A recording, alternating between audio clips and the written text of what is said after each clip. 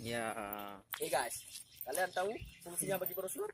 Kaki Ronaldo guys. Sekarang ikuti guys. Ya. Memperhatikan cara bagi brosur. Pertama, sopan. Kedua, kemitraan. Dan income. Oke guys? Tikap. Sikap jangan lupa guys. Oke, sikap intens lebih. Oke? Ya, perhatikan di contoh berikutnya. Oke?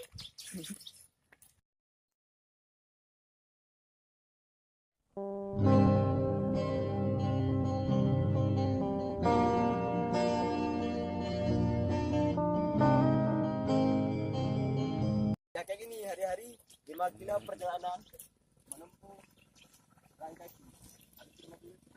Langsung guys. Tengok guys ya. Permulaan.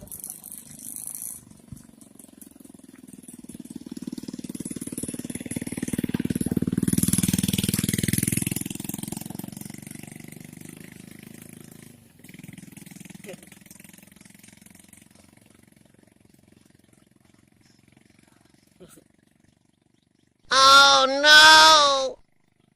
Guys, ada sikap dan perkataan harus dijaga. Oke guys. Cuma lagi.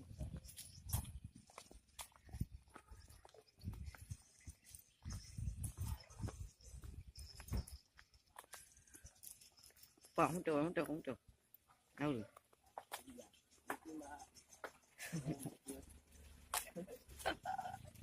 Pak.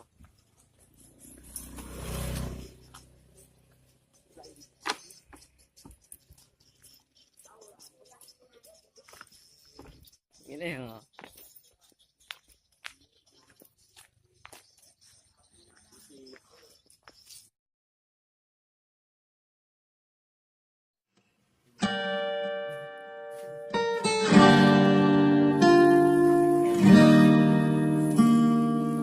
Ngoi di sini deh. Ya. Oke. Ya. Tinggalnya di mana? Tinggalnya Sky Oh, jauh kali. jauh. Asli orang Aceh.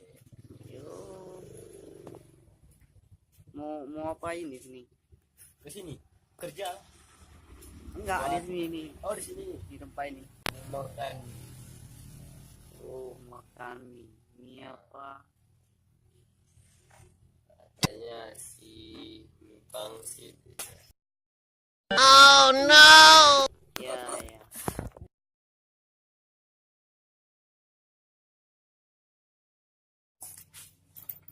Boleh wawancara? Boleh. Silakan. Iya. Kalau gitu, kapan berangkatnya tadi ke sini? Berangkatnya berarti jam 6. Jam 6. Jam 6 pagi. Mulai kerja? Mulai kerja tadi jam itu. Jam itu udah turun dari mobil. Oh, gitu ya. Ini nggak lama lagi. Berani. Kenapa harus? Telah terjadi. Kerja tiap hari duit nggak ada. Kerja coba. Iya. Hah? Tapi kalau kerjanya enak. Kerjanya enak. Pokoknya buat cuci mata per hari cukup lah. Iya. Nah, Kalau untuk keluarganya boleh. ya boleh. Boleh. Umur tua, umur langsung berlanjut. Ininya nggak ada.